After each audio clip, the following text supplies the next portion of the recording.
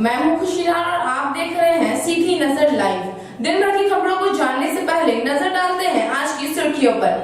आपके महल के साज सज्जा में लगाए चार चांद। शहर के अलकापुरी में स्थित है आपका अपना फर्नीचर महल।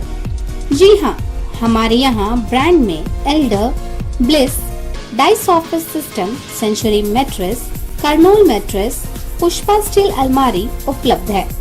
इसके साथ ही कुशल कारीगरों द्वारा फुल सागवान का सोफा, डाइनिंग सेट, बेड, दीवान इत्यादि भी उपलब्ध है।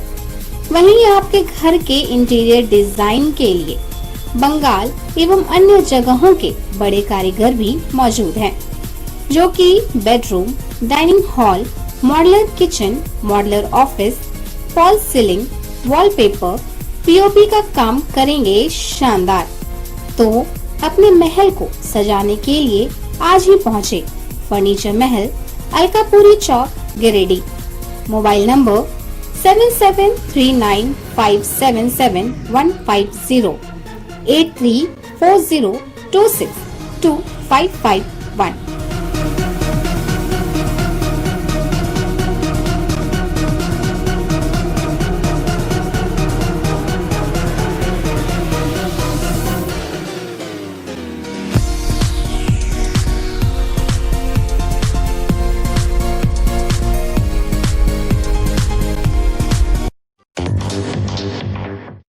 धान अधिप्राप्ति के लिए जिले के 37 पैक्स केंद्रों का हुआ चयन। एमएसपी दर निर्धारित। झारखंड स्थापना दिवस के दिन घोषित होगा किसानों को मिलने वाली बोनस की राशि। उपायुक्त राहुल कुमार सिन्हा ने प्रेस वार्ता आयोजित कर दी जानकारी। दुर्गा पूजा को लेकर शहर में हुआ फ्लैग मार्च। डीसीएसपी हुए शामिल। कोविड-19 के गाइडलाइन को सख्ती से अनुपालन करने का दिया गया निर्देश। तीसरी गांव मुख्य मार्ग पर सड़क हादसा। तेज रफ्तार पिकअप ने मोटरसाइकिल सवार को रौंदा, बुजुर्ग की मौत। और जमीन विवाद को लेकर दो पक्षों में जमकर हिंसक झड़प। महिला समेत 4 घायल, एक की स्थिति गंभीर, धनबाद रेफर।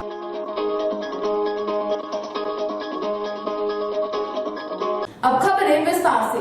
गिरिडीह उपायुक्त राहुल कुमार सिन्हा ने एक प्रेस वार्ता आयोजित कर कहा कि इस वर्ष धान अधिप्राप्ति के लिए जिले के सभी 13 प्रखंडों में कुल 37 पैक्स केंद्रों का चयन किया गया है। वित्तीय वर्ष राज्य सरकार द्वारा धान अधिप्राप्ति के लक्ष्य के विरुद्ध जिले का उपलब्धि 180.73% है, जो एक धान अधिप्राप्ति को लेकर किसानों से गिरिडीह प्रशासन को मिले उपलब्धि के बाद धान अधिप्राप्ति के लक्ष्य को बढ़ाकर 2,70,000 क्विंटल कर दिया गया है, जबकि पहले यही लक्ष्य 1,30,000 क्विंटल था। लेकिन लॉकडाउन के दौरान ही लक्ष्य से अधिक 2,34,000 क्विंटल की अधिप्राप्ति हो गई है। इसके बाद लक्ष्य को बढ़ाया गया। गुरुवार को समाहरणालय सभा कक्ष में आयोजित प्रेस वार्ता को संबोधित करते हुए डीसी राहुल कुमार सिन्हा ने यह बातें कही। डीसी ने कहा कि अब तक जितना धान अधिप्राप्ति किया गया उसके अनुसार किसानों को 100% भुगतान कर दिया गया है। प्रेस वार्ता के दौरान डीसी ने यह भी कहा कि जिले के जिन किसानों ने अभी तक निबंधन नहीं कराया है, वैसे किसान चाहे तो 15 नवंबर तक निबंधन करा ले। इसके लिए किसानों की ओर से आने वाले आवेदनों को लेने के साथ ही आवेदनों की जांच कर निबंधन किया जाएगा। वर्तमान वित्तीय वर्ष के लिए खरीफ विपणन मौसम खरीफ फसलों के न्यूनतम समर्थन मूल्य का निर्धारण किया जा चुका है। इस वर्ष साधारण धान हेतु 1868 रुपये प्रति क्विंटल निर्धारित किया गया है तथा ग्रेड ए के धान के लिए 1866 रुपये प्रति क्विंटल का निर्धारण किया गया है। धान अधिप्राप्ति की अवधि 15 नवंबर 2020 से लेकर 31 मार्च 2021 तक की रहेगी और कस्टम मिल राइस CMR जमा करने की अवधि 30 सितंबर 2021 तक रहेगी। इसमें राज्य स्तरीय बोनस को भी इंक्लूड नहीं किया गया है। जैसे ही राज्य स्तर बोनस का निर्धारण किया जाता है, MSP में उस अमाउंट को इंक्लूड कर दिया जाएगा और उसके बाद जितनी भी धान अधिप्राप्ति होते हैं वो उस कंबाइंड अमाउंट पर कराए जाएंगे। इस वर्ष जिला स्तर पर 13 प्रखंडों में कुल 37 पैक्स का निर्धारण किया गया है। प्रखंड वाइज सूची उसकी तैयार कर ली गई है।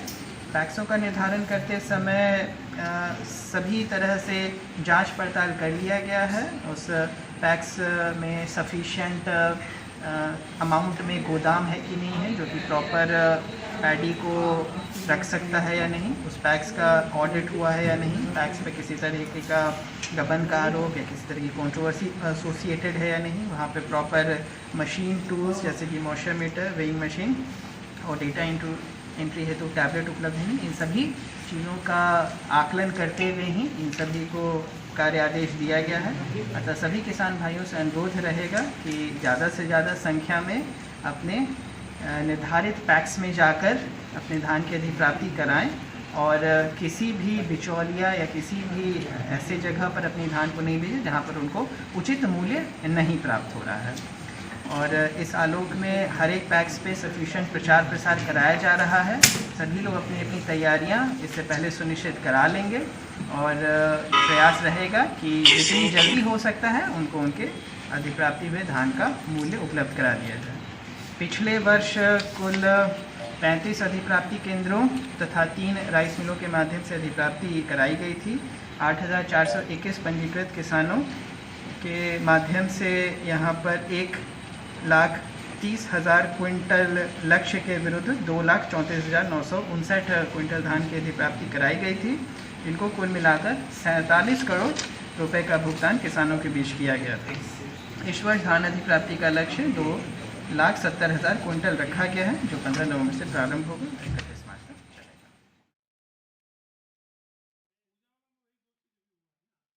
बातचीत के क्रम में डीसी ने यह भी कहा कि गिरिडीह जिले में राशन कार्ड हेतु 1,11,000 सदस्यों की रिक्ति का निर्धारण राज्य स्तर पर किया गया है, जिस पर आवेदन पत्र प्राप्त किए जा रहे हैं एवं 15 अक्टूबर तक आवेदन जमा करने की अंतिम तिथि है।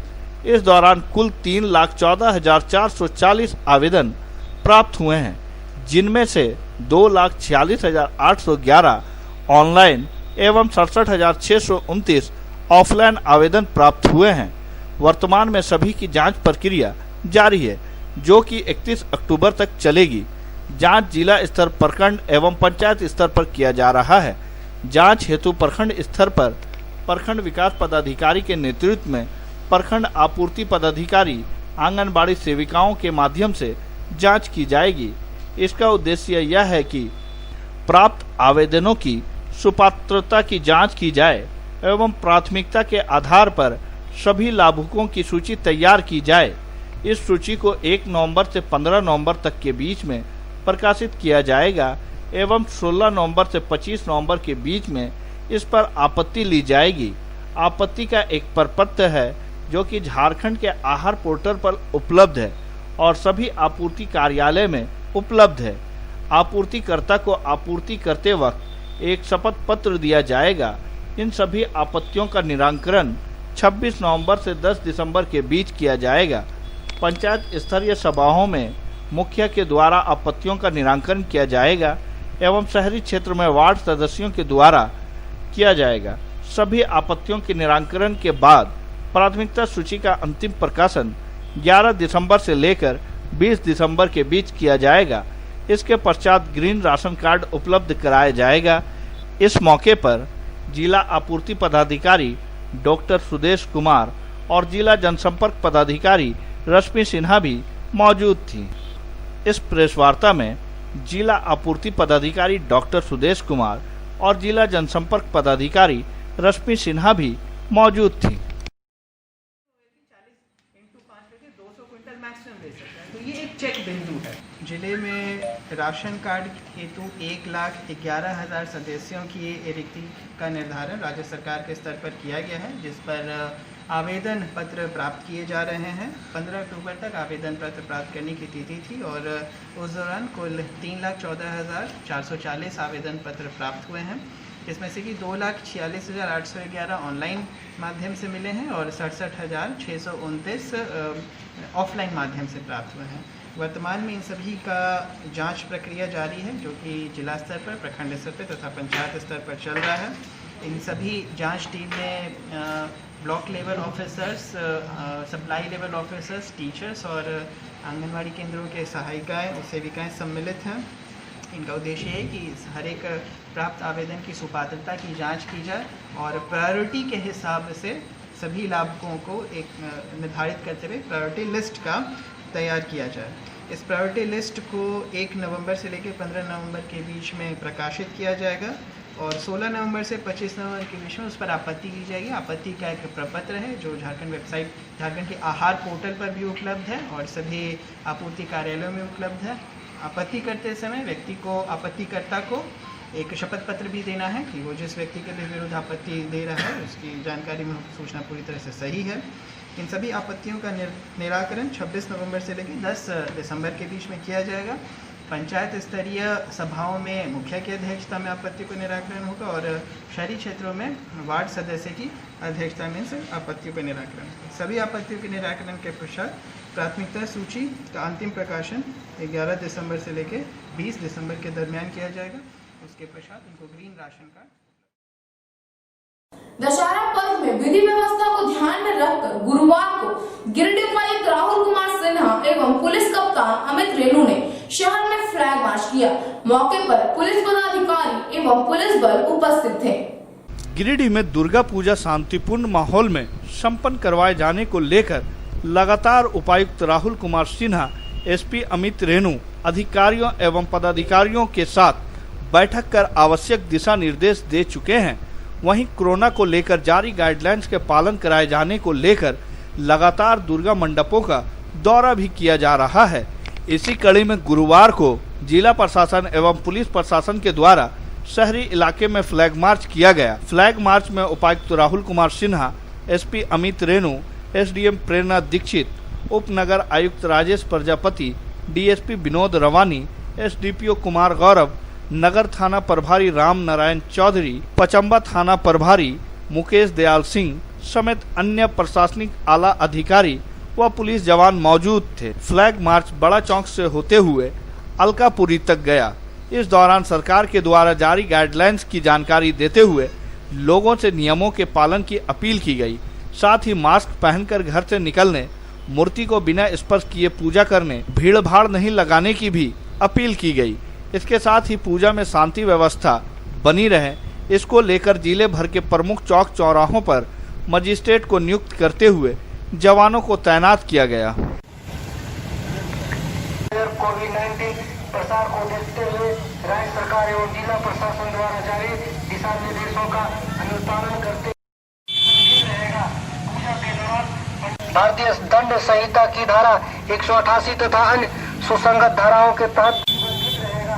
पूजा के दौरान पंडालों में पढ़ना जरूरी है।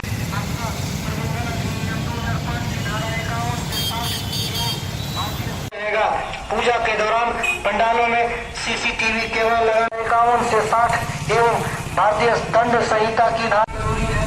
साथ ही भीड़ भाड़ वाले जगहों पर 2 गज की सामाजिक दूरी का पालन करें।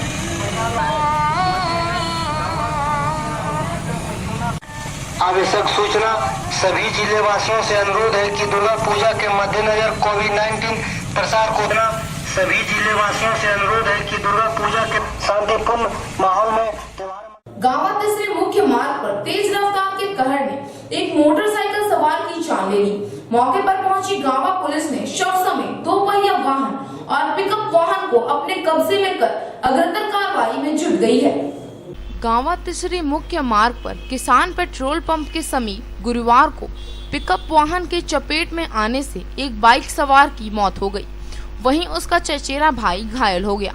मृतक की पहचान तिसरी थाना क्षेत्र के वेलवाना गांव का 60 वर्षीय निवासी मोहम्मद तस्लीम के रूप में की गई है।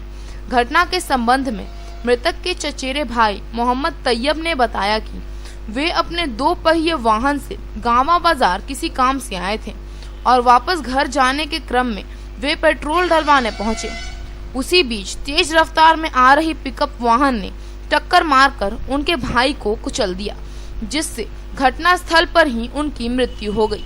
इधर घटना की सूचना मिलते ही गांवा थाना प्रभारी विजय करकेटा दल बल के साथ पहुंचे और शव समेत 2 पहिया वाहन और पिकअप वाहन को अपने कब्जे में लेकर गांवा थाना ले आए, जिसके बाद मृतक के शव को पोस्टमार्टम के लिए गिरिडीह सदर अस्पताल भेज दिया गया।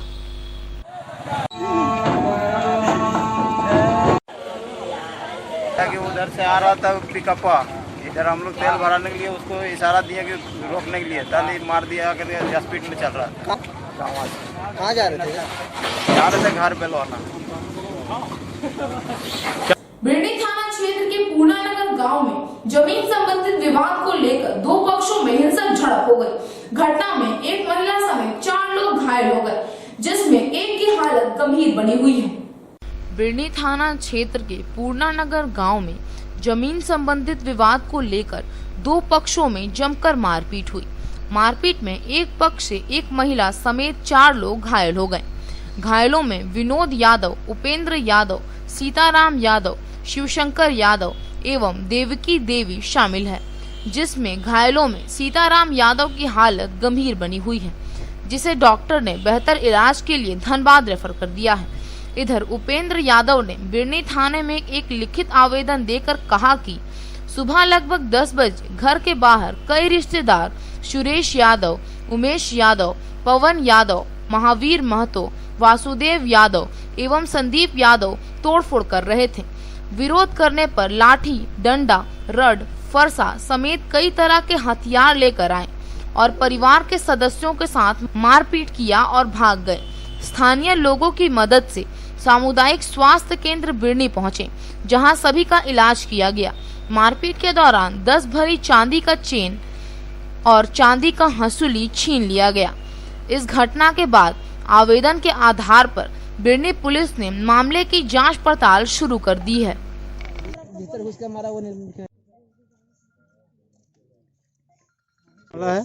मामला ये है कि वो जैसे कि हर जोत रहा था उसके बीच में आया माहिर महात्मा वाहरी कोड़ रहा था, कोड़ते मेरा वाहरी कोड़ दिया। इसके बीच में गया चौकीदार जितेश्वर यादव, वो जब मना किया कि वाहरी काहे को कोड़ रहा है, उसी में वो मारपीट कर दिया।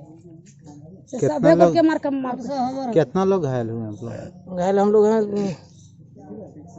5 आदमी हम लोग घायल हैं। और सभी लोग कितने व्यक्ति है? इतने ही व्यक्ति है सर।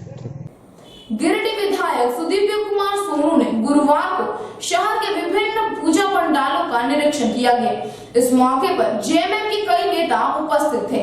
मौके पर प्रशासनिक अधिकारी को बिजली पानी से संबंधित कई समस्या को तुरंत दूर करने का निर्देश दिया गया। गिरिडीह विधायक सुदीव्य कुमार सोनू ने गुरुवार को शहरी क्षेत्र के विभिन्न पूजा पंडालों का निरीक्षण किया। इस क्रम में विधायक के साथ नगर आयुक्त राजेश प्रजापति, झारखंड मुक्ति मोर्चा जिला अध्यक्ष संजय सिंह, अजीत कुमार पप्पू, गौरव कुमार, अभय सिंह, राकेश रंजन, रॉकी सिंह, पवन सिंह, रामजी यादव, मृगेंद्र नारायण सिंह आदि मौजूद थे। निरीक्षण की शुरुआत में विधायक सबसे पहले पचम्बर दुर्गा मंडप पहुंचे। यहां उन्होंने कमेटी सदस्यों से तैयारियों की जानकारी ली, साथ ही आवश्यक सुझाव दिए। इसके बाद बारी बारी से बोड़ो दुर्गा मंडप, अलकापुरी, शास्त्री नगर, पुराना जेल परिसर दुर्गा मंडप, बरगंडा अवस्थित विश्वनाथ मंदिर, बरमसिया स्थित विजय इंस्टीट्यूट एवं रक्षित बाबू दुर्गा मंडप का दौरा किया और कमेटी सदस्यों से बातचीत की। मौके पर विधायक श्री सोनू ने नगर आयुक्त को सभी पंडालों में उचित सफाई की व्यवस्था, बिजली पोल में लाइट की व्यवस्था एवं पेयजल का उचित इंतजाम का निर्देश दिया। बताया कि पुलिस अधीक्षक को पत्र लिखकर कहा गया है कि सभी पूजा पंडालों में महिला पुलिसकर्मी की भी तैनाती किया जाए एवं सरकार द्वारा जारी कोविड-19 के तहत दिशा निर्देश का भी पालन करवाया जाए। शहर के प्रमुख दुर्गा पूजा पंडालों में, मंडपों में हम लोगों ने भ्रमण का कार्यक्रम बनाया। निगम के आयुक्त भी हमारे साथ, निगम के पदाधिकारी भी साथ में, हमारे संगठन के लोग भी हमारे साथ चल रहे हैं। हम लोगों का उद्देश्य या प्रयास यह था कि पूजा समिति बीच में समन्वय के लिए हम लोग व्यक्तिगत तौर पर पहुँचे और जहाँ समन्वय में कुछ कमी है उन चीज़ों को देखकर उसको दूर करने का प्रयास करें। क्योंकि राज्य सरकार की नई गाइडलाइन के हिसाब से पूजा के मसले पर बहुत सारी रियायतें दी गई हैं, उन रियायतों को भी पूजा कमेटी तक पहुँचाना था और इस पूजा को एक बेहतर पूजा के तौर पर यादगार बनाने के लिए हम तमाम लोगों का यह प्रयास रहा है और मुझे लगता है कि आज इस पूरे समय के दरमियान जिन बातों को हम लोगों ने सुना, जिन समस्याओं को हम लोगों ने सुना, उसके समाधान का अविलंब प्रयास किया जाए। दुर्गा पूजा पर्व के लिए सरकार द्वारा जारी गाइडलाइंस को लेकर बेंगाबाद प्रखंड में जागरूकता रथ निकाला गया। जागरूकता रथ को प्रखंड प्रशासन, स्थानीय जनप्रतिनिधि और पुलिस प्रशासन ने हरी झंडी दिखाकर रवाना किया।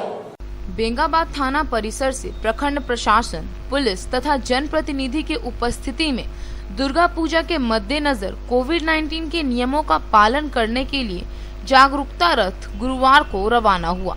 जागरूकता रथ प्रखंड के विभिन्न पूजा पंडालों में जाकर सरकार द्वारा दिए गए दिशा निर्देशों की जानकारी देगी। बताया जाता है कि प्रखंड प्रमुख राम प्रसाद यादव, उप प्रमुख उपेंद्र कुमार, बीडीओ कयूम अंसारी, सीओ संजय कुमार, थाना प्रभारी दीपक कुमार तथा अन्य पुलिस कर्मियों की उपस्थिति में कोविड-19 को लेकर प्रत्येक पूजा पंडालों में सरकार के द्वारा दिए गए दिशा निर्देशों के पालन के लिए लोगों को जागरूक किया गया, जिनमें प्रमुख रूप से मास्क पहनना अति आवश्यक बताया गया। साथ ही सोशल डिस्टेंसिंग का पालन करना, डीजे का उपयोग नहीं करना तथा अन्य जरूरी जानकारियां रथ के माध्यम से लोगों को देने का सफल प्रयास किया गया।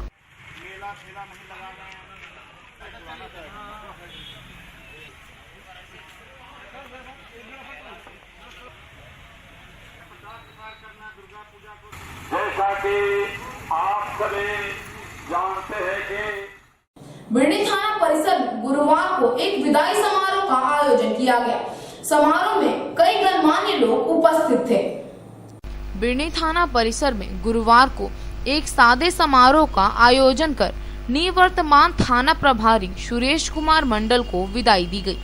विदाई कार्यक्रम में सरिया बगोदर के एसडीपीओ विनोद कुमार महतो ने अपने संबोधन में कहा कि प्रशासनिक विभाग में पोस्टिंग ट्रांसफर रहता है।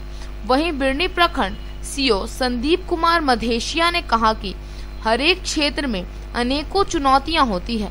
निवर्तमान थाना प्रभारी ने उन सारी चुनौतियों के बहुत ही सुगमता पूर्ण सुलझाने का प्रयास किया। इस बीच नए थाना प्रभारी संतोष कुमार ने कहा कि श्री मंडल जी के बाद जो जिम्मेदारी दी गई है उसमें जनता से बेहतर संबंध बनाने का प्रयास करेंगे। पुलिस और पब्लिक के बीच बेहतर तालमेल की जरूरत होती है, जिसे बनाए रखने का प्रयास किया जाएगा। निवर्तमान थाना प्रभारी सुरेश कुमार मंडल ने कहा कि बिरनी से उनका भावनात्मक जुड़ाव हो गया था।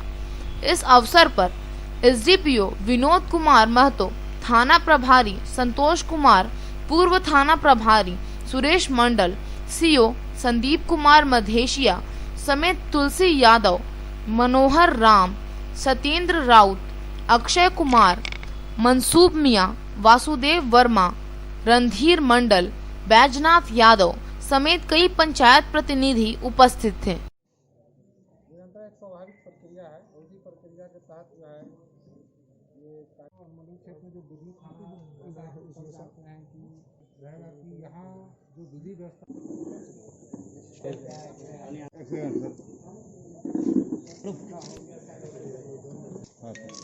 ऐसे लेते हैं, ऐसे रिजेक्ट हो। हाँ डुमरी प्रखंड के चैनपुर पंचायत के बुधंडी गांव अब बिजली से जगमग रहेगा। गुरुवार को भाजयुमो नेता सुरेंद्र कुमार ने ग्रामीणों से किए गए वायदे के मुताबिक 63 केवीए का ट्रांसफार्मर लगवाकर उसका उद्घाटन किया। डुमरी प्रखंड के चैनपुर पंचायत के बुधंडी में 63 केवीए की ट्रांसफार्मर का उद्घाटन भाजयुमो नेता सुरेंद्र कुमार के हाथों के द्वारा किया गया। उन्होंने कहा, इससे पहले वहां 25 केवीए की ट्रांसफार्मर लगी थी। अधिक लोड होने के कारण वहां ट्रांसफार्मर पिछले 4 माह पूर्व जली थी, जिससे वहां के ग्रामीणों को परेशानी होती थी। आदिवासी बहुल क्षेत्र बेटी बांध, बुधंडी, कर्मगड्ढा, जहां पिछले 4 माह से ट्रांसफार्मर जलने के कारण बिजली नहीं जल रही थी, उसे दशहरा से पहले गांव में बिजली देने का वायदा किया था, उसे पूरा किया। ट्रांसफार्मर उद्घाटन कार्यक्रम में मांझी हडाम, मांझी सीताराम, मांझी सुरेश सोरेन, गणेश किस्कू, चेतलाल महतो, सोहन महतो, प्रकाश महतो, अमन महतो, गुलाबचंद किस्कू, जयराम हेम्ब्रेम, महेंद्र महतो, रंजीत बेसरा सहित दर्जनों लोग शामिल थे। प्रखंड मुख्यालय अपना डुमरी से 12 किलोमीटर 13 किलोमीटर दूर यहाँ चैनपुर पंचायत के बेटी बांध, बुधंडी और करमगड्ढा, ये 3 गांव का ट्रांसफार्मर 25 kV का जो लगा था वो जले हुए 4 महीना से अधिक हो चुका था। ये आदिवासी बाहुल क्षेत्र है यहाँ और गरीब तबके के लोग रहते हैं। पिछले 4 माह से बिजली बाधित थी। आज से 10-12 दिन पहले यहाँ के ग्रामीण मेरे यहाँ आए, हमसे सहयोग की अपेक्षा किए कि भैया हम लोग लगभग 3-3.5 महीना हो गया हमारे यहाँ लाइन बाधित है, बच्चों की पढ़ाई लिखाई में दिक्कत होती है और बिजली संबंधित जितना भी समस्या बिजली बाधित होने से होती है वो सारी समस्या का निदान के लिए आपके पास आए हैं। हमने अपने स्तर से विद्युत विभाग के एसडीओ एवं एसी से बात करके किए, उसके बाद भी काम नहीं बना तो मेरी वाइफ पंचायत समिति सदस्य लक्ष्मण टुंडा की है और हम दोनों ने बिजली ऑफिस तीसरी बाजार पारसनाथ रेलवे स्टेशन के समीप अनिश्चितकालीन धरना पर बैठ गए हैं। उस दिन एसडीओ साहब के द्वारा आश्वासन मिला कि ट्रांसफार्मर जल्द ही दे दिया जाएगा। तो विभिन्न जगह ट्रांसफार्मर जली थी, जहां एक जगह 200 kV का ट्रांसफार्मर उसी दिन उपलब्ध कराया गया था और हम उन सबों से आग्रह किए थे कि हर हाल में पूजा से पहले ट्रांसफार्मर मिलनी चाहिए, क्योंकि हम सब त्यौहार मनाएंगे दशहरा और हम सब खुशी मनाएंगे। और आज का यह अंक आपको कैसा लगा? आप अपनी सुझाव व राय इस नंबर पर दे सकते हैं। साथ ही ताजा तरीन खबरों के लिए आप सीधी नजर लाइव के वेबसाइट, फेसबुक, ट्विटर, पोर्टल व इंस्टाग्राम को फॉलो कर सकते हैं। अब दीजिए पूरी टीम को इजाजत। नमस्कार।